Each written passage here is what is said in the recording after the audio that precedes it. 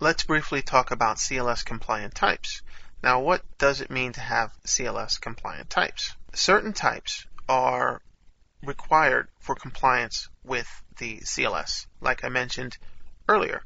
Now, to make a long story short, when you're programming, you don't have to use all the CLS compliant types. You can use whatever types you want to.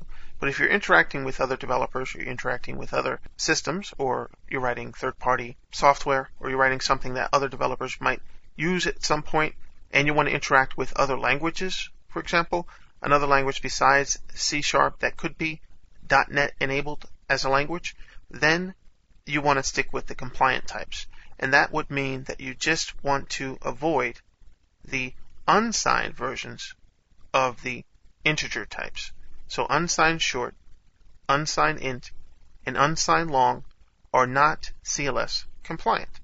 Additionally, sbyte is not CLS compliant, so it's a little bit of a flip-flop there. When you're looking at the unsigned integers from 16-bit to 64-bit, these are unsigned. They start at 0 and then go up to a value. The signed versions are CLS compliant. So we're dealing with the negative values in a range from negative to positive. So if we look at the short, unsigned short is not CLS compliant. Short is CLS compliant. Negative value to a positive value. It doesn't start at 0. Just keep that in mind. We'll talk about more on these issues later.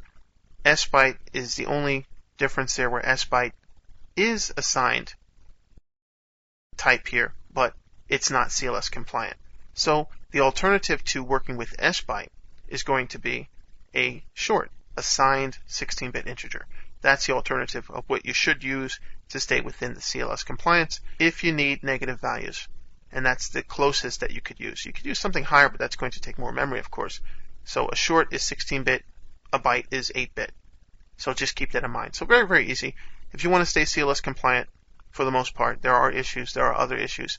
Stay away from the unsigned, except for the byte, which is also unsigned, but that is CLS compliant. So quick and easy.